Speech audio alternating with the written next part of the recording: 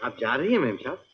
हाँ मैं जा रही, लेकिन जाने से पहले ये कह देना चाहती हूँ कि जिसे तुम्हारी बेटी पाकर इतनी खुश है वो चांद नहीं, उसकी परछाई है। आसमान बहुत ऊंचा है दयाल, वहां तक तुम्हारे हाथ नहीं पहुंच सकते। क्या हुआ मैम साहब? मुझसे पूछते हो? बेटी के जाल में जिसे तुमने फंसाया, जानते हो वो कौन है? मेरा मंगेतर है, और जो कुछ मेरा है उसे हासिल करना मुझे अच्छी तरह आता है। चलो घोड़े वाली।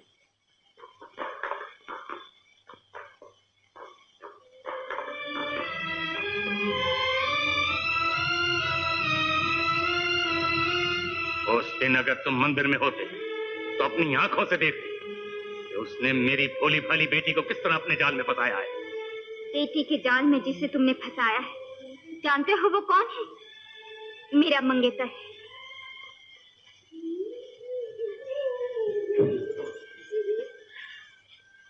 राम राम दयाल दादा। बापू बापू, कब आए बापू?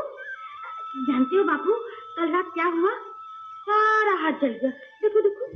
अच्छा हुआ, बहुत अच्छा हुआ। तुझे तो पूरा भस्म हो जाना चाहिए। क्या बापू?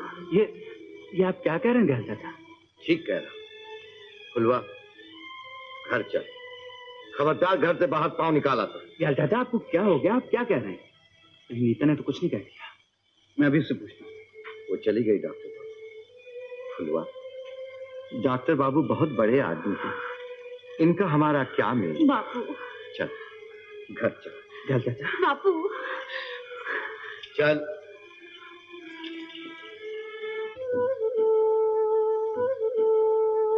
कहाँ जा रही? डॉक्टर बाबू को खाना देने। मुझे दे, मैं दे आता हूँ। दे।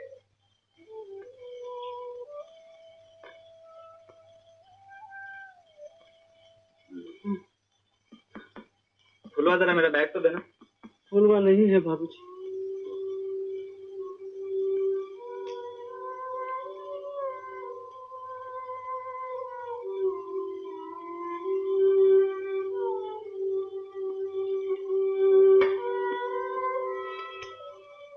फुलवा जरा पानी देना।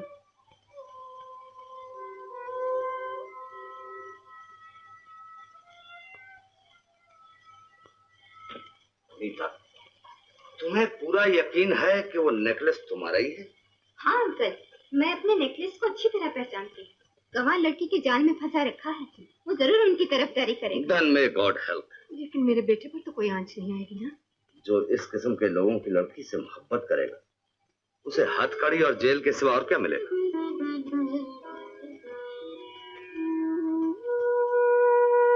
क्या सोच रहे हो बाबूजी? कुछ नहीं गंगू, तार आया है, माँ की तबीयत बहुत खराब है। तब तो आपको फौरन जाना चाहिए। मैं चला गया तो मरीजों का क्या होगा? मगर माँ जी भी तो बीमार है। मरीजों की चिंता मत कीजिए, आप कुछ दिनों की दवा बना दीजिए। हाँ ये ठीक है, मैं सुबह चला जाता हूँ। जरूर जाइए, जल्दी ही वापस आ जाऊंगा।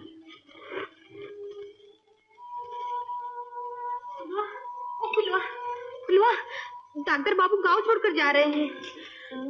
गांव छोड़ के जा रहे हैं? हाँ हाँ। क्यों? मुझे क्या मालूम, जाते हुए देखा तो तुम्हें बताने चली आई। नहीं नहीं, हाँ? नहीं। फुलवा, ओ फुलवा। माँ। जीते रहो मेरे लाल, मेरे लाल। आ गया ना? कितना दुबला हो गया है। मैं तो डर ही गया था माँ, तुम तो बिल्कुल अच्छी हो। मेरे लाल, तुम्हें देखते मेरे सब दुख दर्द दूर हो गए। इतने अफसोस की बात है, बेटे को देखने के लिए माँ को झूठ का सहारा लेना पड़ा। माँ, तो क्या तुमने झूठी खबर भेजी थी? क्या करती सुनील, तुझे देखने को बहुत जी चाह रहा था। ना तो वो गांव वाले बीमार होना बंद करेंगे और ना तुझे फुर्सत मिलेगी। बीमारों से तो फुर्सत मिल भी जाए, मगर इसको मोहब्बत से कहाँ मिलेगी? पिताजी, मुझे एक साथी की जरूरत थी जो जिंदगी की मुश्किल राहों पे मेरे साथ चले, और वो साथी मुझे मिल गया। ठीक है, अगर यही तुम्हारा फैसला है तो शायद तुम्हारे लिए इस घर का दरवाजा हमेशा के लिए बंद हो जाएगा। ये आप क्या कह रहे हैं? ऐसा भी कोई करता है?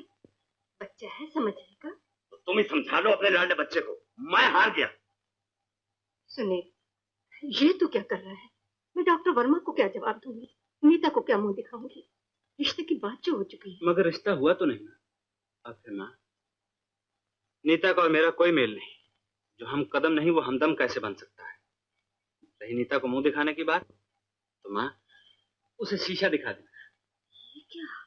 वो तो तुम्हें बहुत प्यार करती है बेटा। प्यार? खैर छोड़ो इन बातों को माँ, जल्दी से मुझे नाश्ता करा दो, बाहर जाना है। अभी तो तू आया है। मैंने जो हॉस्पिटल खोला है ना, उसकी मदद के लिए मुझे ट्राइबल वेलफेयर सोसाइटी के ऑफिस में जाना है। ओ सुनील, हाँ, आई मीन डॉक्टर सुनील, आइए आइए। नीता, तुम यहाँ? बहुत ताजुब हो रहा है तुम्हें। ताज्जुब तुम्हारे चेयरमैन बनने का नहीं, बल्कि इस बात का कि ये कुर्सी तुम्हारा बोझ किस तरह बर्दाश्त कर रही हो। क्या मैं इसके लिए भारी हूँ? भारी? बिल्कुल हल्की। मेरा मतलब है कभी कभी हल्कापन भी तो बोझ होता है। हाँ छोड़ो, एक बात बताओ, मुझे बुलवाने के लिए माँ से मिलके तुमने तो साजिश नहीं की? साजिश? साजिश मेरी नहीं, उन कच्चे धागों की है जिनमें चले आए हैं सरकार बन। कच्चे धागे वागे छोड़ो नीता, कुछ रस्सी वस्सी का इंतजाम करो। मोहब्बत का ये हिंदुस्तानी तरीका बहुत पुराना हो चुका है। ओह, तो इसीलिए अब तुम फ्रेंच तरीका अपना रहे हो? क्या मतलब? मेरा मतलब है फ्रांस में प्रेमी अपनी प्रेमिका का हाथ चूमकर प्यार जताता है। शायद तुम भी उसी ढंग में यकीन करने लगे। I don't mind that even. शायद मैं भी माइंड ना करता अगर तुम्हारे हाथ में चमकती हुई अंगूठी की जगह दहकते हुए छाले होते। लेकिन तुम तो ये भी भूल जाती हो कि ये तुम्हारा ऑफिस है, घर का ड्राइंग रूम नहीं। यहाँ सिर्फ काम की बातें की जाती है। राइट देन, हम भी उसी तरीके से बात करेंगे। Yes please, what can I do for you? Chairman साहबा, मुझे डॉक्टर सुनील कहते हैं। मैंने आदिवासी एरिया में एक छोटा सा हॉस्पिटल खोला है, मुझे मदद चाहिए। मदद? दूसरों के खर्च पर रोमांस करना चाहते हो? रोमांस? क्या मैं झूठ बोल रही हूँ? गांव में जाकर मैंने अपनी आंखों से देखा। नीता, मैंने सोचा भी नहीं था कि तुम इस कदर तंगदिल हो सकती हो। अपनी रंजिश की वजह से सौंपी गई जिम्मेदारी से मुंह भी मोड़ सकती हो। इसलिए मैंने कहा था कि ये कुर्सी तुम्हारे हल्केपन का बोझ कैसे बर्दाश्त कर रही होगी। सुनील! Goodbye chairman. बोलो, ये हार तुम्हारे पास कहां से आया? बोलो, बताओ। मैं बताती हूँ। पहले वचन दो, मेरे बापू को छोड़ दोगे? क्या बकबक करती है? बताती क्यों नहीं? बताती हूँ, लेकिन मेरे बापू को छोड़ देना। जब मैं रात को सोई हुई थी तो आधी रात को यह हार अपने आप मेरे गले में आ गया। अपने आप क्या आसमान से आ गया? आसमान से नहीं, खिड़की से खुली जो थी। जो लड़कियां खिड़की खुली छोड़कर सोती हैं, उनके गले में क्या हार आ जाता है? हवलदार, ले जाओ इसे, बंद कर दो।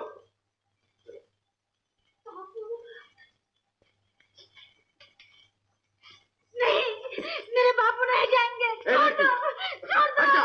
जाने दे, जाने दे। मैं नहीं जाने ठहरो। दूंगी। बाबू, बाबू देखो ना क्या हो गया। मेरे बापू को जबरदस्ती बंद कर दिया। ये कहते हैं कि ये हार हमने चुराया है। भगवान शपथ बाबू, हम लोग चोर नहीं है, हम लोग चोर नहीं है। मेरे बापू को चुरा लो बाबू। घबराओ मत, मैं इसीलिए आया। मेरे बापू को चुरा लो बापू। Good afternoon doctor. Good afternoon doctor साहब, आप यहाँ? मैं दयाल चौधरी की जमानत देने आया। जी, आप क्यों इस चक्कर में पड़ते? ताकि ये इस चक्कर से छूट सके। डॉक्टर साहब, आपकी जमानत पर दयाल सिंह यहाँ से तो छूट जाएगा, लेकिन अदालत में उसे कौन छुड़वाएगा? इनकी बेगुनाही, ये निर्दोष है। बाबू, डॉक्टर बाबू आ गए हैं, वो तुम्हें जरूर छुड़ा लेंगे, जरूर। हवलदार, दयाल सिंह को ले आओ। देखा बाबू, देखा?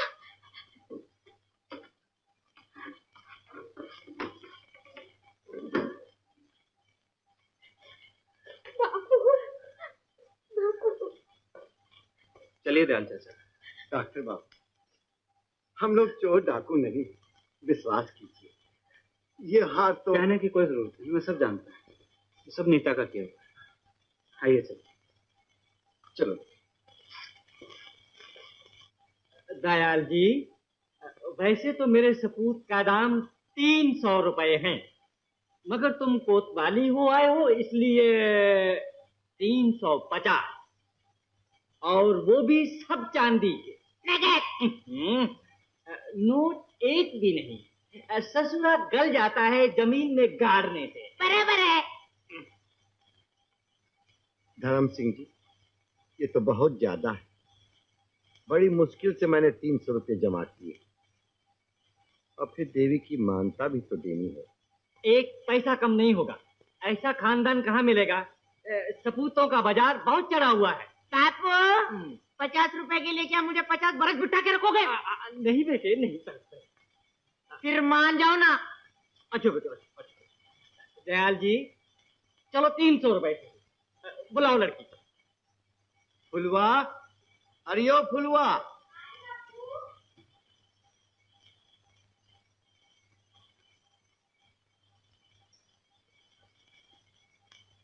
ये है मेरी फुलवा। अच्छा, ले बेटे, पहना दे चूड़ियां, पहना दे। फुलवा। बापू। अरे, इसीलिए बुलाया था।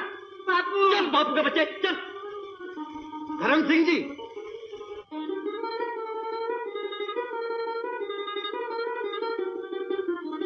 डॉक्टर बाबू, इधर आओ। अरे मैं जरा काम कर रहा आओ ना। क्या? बस इतना बता दो, तुम मुझसे ब्याह करोगे या नहीं? ब्याह? ये अचानक ब्याह की बात क्या ले आई? फुलवा, भी मेरा सारा काम अधूरा है, ब्याह की मैं सोच भी नहीं सकता। तो फिर ये कहो ना कि तुमने मेरे साथ प्यार का नाटक खेला है, मुझे दगा दिया है। ये तुम क्या कह रही हो? मेरी बात तो समझो पूरी। मैं समझ गई, हाँ समझ गई। तुम डॉक्टर हो ना, मुझे कोई अच्छा सा जहर दे दो, फिर जन्म भर अपना काम करते रहो। जिंदगी देना जिसका धर्म है, से मौत मांग रही है। तो फिर मैं क्या करूं? बाबू मेरा ब्याह दूसरे के साथ कर रहे हैं और मैं तुम्हारे साथ। तुम ही तो मेरे साथ जन्म वाले हो। देखो, मैंने कुछ रुपया जमा किया है, वो सब तुम्हें दे दूंगी। हमारे यहाँ दुल्हा खरीदने की कसम है ना। ये कैसी बातें कर रही हो? मैं ब्याह से थोड़े इनकार कर रहा हूँ। तो फिर चलो मेरे साथ, बापू से कहो कि तुम मुझसे ब्याह करोगे। लेकिन फुलवा, लेकिन कुछ नहीं। अगर तुम मेरे साथ नहीं चलोगे तो नदी में इतना पानी है, इसमें मुंह छिपाकर मैं अपना सारा दूध डुबा दूंगी। चलो, मैं दयाल चाचा से बात करता हूँ।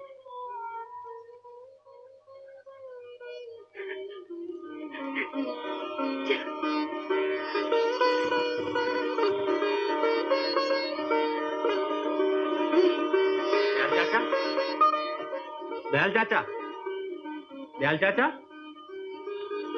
डॉक्टर बाबू, आप? मैं आपसे फुलवा का हाथ मांगने आया हूँ। आपने जवाब नहीं दिया, मैं फुलवा का हाथ मांगने आया हूँ। फुलवा का हाथ? ये नहीं हो सकता बाबू, कभी नहीं हो सकता। आखिर क्यों नहीं हो सकता? आप तो जानते हैं, ना मैं भेदभाव में विश्वास करता हूँ, ना ऊंच नीच मानता हूँ। फिर ये इनकार क्यों? बाबूजी, जो बात मेरे बस में नहीं, उसके लिए मैं कैसे हाँ कहूं? आपके बस में नहीं? मैं कुछ समझा नहीं। बाबूजी, बस यही समझ लीजिए कि हम वो फूल नहीं जो देवता के चरणों पे चढ़ सके। मैं देवता नहीं, एक इंसान हूं और इंसान ही बना रहना चाहता हूं। मुझे चरणों की भेंट नहीं, फुलवा का हाथ चाहिए। बाबूजी, आपने मुझे नया जीवन दिया, आप चाहे तो उसकी एक एक सांस वापस लीजिए, लेकिन मुझे मजबूर न कीजिए बाबूजी, मजबूर न कीजिए। ठीक है, मेरा फर्ज सिर्फ देना है, मांगने का मुझे कोई अधिकार नहीं।